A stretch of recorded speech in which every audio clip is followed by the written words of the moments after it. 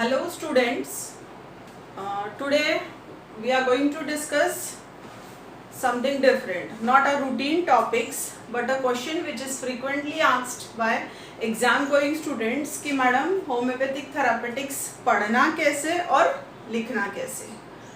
Actually what is homeopathic therapeutics? What is homeopathic therapeutics?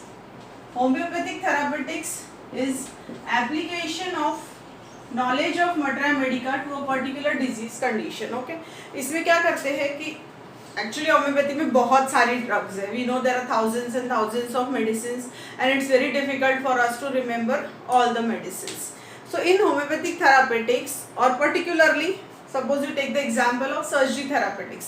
तो surgery therapeutics में क्या करते हैं कि जितनी भी डिजीज कंडीशंस है जो कि सर्जरी के डोमेन में फॉल करती है, for those disease condition we sort out different groups of medicines कि हाँ these medicines are having special affinity for that organ और particularly for that disease condition. इसको मैं आपको एक एग्जाम्पल ले लेते हैं, उससे शायद ज़्यादा अच्छे से समझ में आएगा. For example if you take an abscess. Okay, सबको पता है एब्सेस क्या है. एब्सेस इज कलेक्शन ऑफ पस. ठीक है, यहाँ पे क्या लेंगे, routine signs of inflammation that is calor, rubor, dolor, tumor and functio laesa. Okay, so these are the routine signs of inflammation and there will be discharge of pus. अगर abscess burst open हो जाता है तो there will be discharge of pus. अब ये तो हो गया इसके रूटीन. कोई भी एब्सेस रहेगा तो ये सिम्टम रहेंगे, redness in that particular area और पस पॉइंट दिखता रहेगा वहाँ पे और पस डिस्चार्ज निकलते रहेगा, plus there will be fever. तो these are the common symptoms. Now if you come to a group of medicine कि एब्सेस में कौन कौन सी ड्रग्स है जो बहुत अच्छे से काम करती हैं. So will sort out a few drugs like belladonna, hiparsulf, okay, silicea. ठीक है, तो ये कुछ ड्रग्स है जो कि एब्सेस में बहुत अच्छे से काम करती है. तो अभी क्या करना है आपको, और इन होम्योपैथी एक्चुअली क्या होता है, before going to homeopathy let me tell you what is disease diagnosis. ठीक है, हम जो भी डिजीज डायग्नोस करते हैं, ये डिजीज डायग्नोसिस हम कहीं पे करते हैं, on the common symptoms of the disease. Okay, common symptoms कि हाँ भाई ये पर्टिकुलर इतने इतने 1 2 3 4 ये सिम्टम्स मिल रहे इसलिए ये डिजीज है. So disease is always diagnosed on the basis of common symptoms, but the difference between disease diagnosis and remedy diagnosis, in remedy diagnosis it's always based on uncommon symptoms, peculiar symptoms, rare symptoms. ठीक है, और इसीलिए बोलते हैं ना कि homeopathy is based on individualisation. तो यहाँ आपको कॉमन सिम्टम्स नहीं चाहिए, आपको क्या चाहिए, uncommon symptoms, so that you can differentiate कि हाँ ये पेशेंट है इसको बेलाडोना देना है, नहीं ये पेशेंट ऐसा है इसको सिलीशिया देना है. So that will be done always on this uncommon symptoms. तो आपको थेरापेटिक्स आप जब भी पढ़ रहे हो या लिख रहे हो तो you don't have to learn this common symptoms और write down these common symptoms, क्योंकि ये पता है एब्सेस बोलने के बाद हमको पता रहता है कि हाँ ये सिम्टम तो मिलने वाले हैं. पर जब आप बेलाडोना लिख रहे हो तो students what they do, belladonna is a very good medicine for abscess. It is the frequently asked medicine for exam or frequently used medicine for not for exam but for abscess. तो ये बच्चे common चीज़ें बार बार लिखते हैं. So you don't have to do that. You have to write down the symptoms of belladonna. अब पूछोगे कि madam pen तो रहता ही है बेलाडोना में अगर एब्सेस है तो, वेरी करेक्ट, बट पेन कैसा रहता है बेलाडोना में, द टिपिकल थ्रॉबिंग पेन.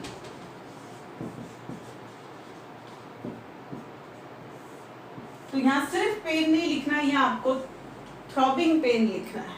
ठीक है, then how the patient behaves, कैसा रहता है पेशेंट, वायलेंट हो जाता है, ठीक है, फ्यूरियस हो जाता है, रेस्टलेस हो जाता है, तो you have to write down these symptoms of the drug. For example if you take silicea, silicea का दूसरा नाम क्या है, सर्जन्स नाइफ, पता है ना, जहां पे सर्जन का नाइफ नहीं पहुंचता है वहां अपनी सिलीशिया पहुंच जाती है. तो आपको क्या करना है कि पेक्यूलियर सिम्टम्स जो है उस ड्रग के, silicea is a very good abortive medicine, it is used for bursting of an abscess, it's called as surgeon's knife, so it's used in conditions where there is lot of pus formation or inflammation.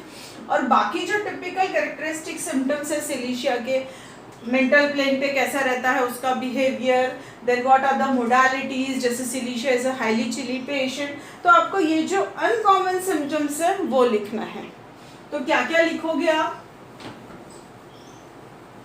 Number 1 is the symptoms which are related to that particular disease condition, वो आपको लिखना है. So symptoms of the drug, here I am writing drug, symptoms of the drug related to that disease condition. Okay, उस disease condition में जो drug के symptoms रहेंगे वो सिम्टम लिखना है. Then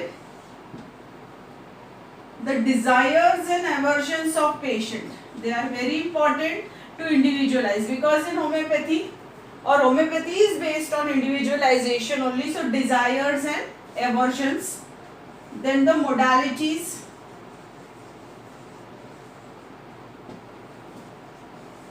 then the peculiar, rare, uncommon symptoms of the drug, जो कि उस ड्रग को इंडिविजुअलाइज कर रही है, and the mental symptoms.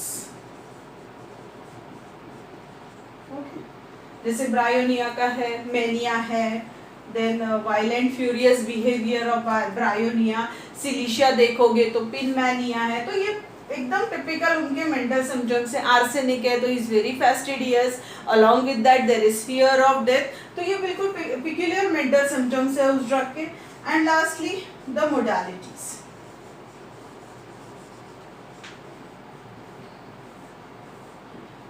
Okay, तो इसमें कैसा है कि पूरा की पूरा उस पर्टिकुलर ड्रग का कवर हो जाएगा in that particular disease condition. Secondly there are lots of books for therapeutics which you can refer it, but I'll advise you that you can just refer those books, but stick to your Materia Medica, because ultimately your knowledge of Materia Medica will help you to remember that drug.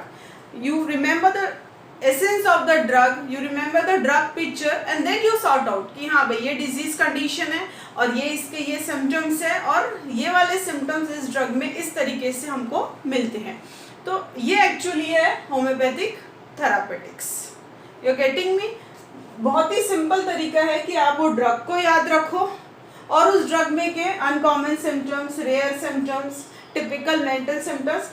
So what you require to write down is the individualizing character of that drug. जैसे कोई अगर आपका answer पढ़ता है तो उनको ये समझ में आ जाना चाहिए कि या this is belladonna, this is silicea, this is arsenic. Common चीज़ें नहीं लिखना है, क्योंकि कॉमन चीज़ों से आप डिजीज डायग्नोज करते हो, मेडिसिन डायग्नोज नहीं करते हो. सो गेटिंग मी कि मेरे को लास्ट में क्या बोलना है कि just write down the symptoms of the drug in that particular disease condition, and that is therapeutics. आप जो भी Materia Medica की बुक रेफर कर रहे हो, whether it is बोरिक, आप उस डिजीज कंडीशन में particular symptom plus the essence of that drug उतना आपको चाहिए. So then you can write down very nicely homeopathic therapeutics. Same thing applies with surgery therapeutics और गायनिकॉक्स थेरापेटिक्स और medicine therapeutics. So I think so students, those who have asked me this question कि madam therapeutics पढ़ना कैसे है और therapeutics लिखना कैसे है, आपको समझ में आ गया होगा, and that will help you in studying as well as solving your paper. Okay, thank you.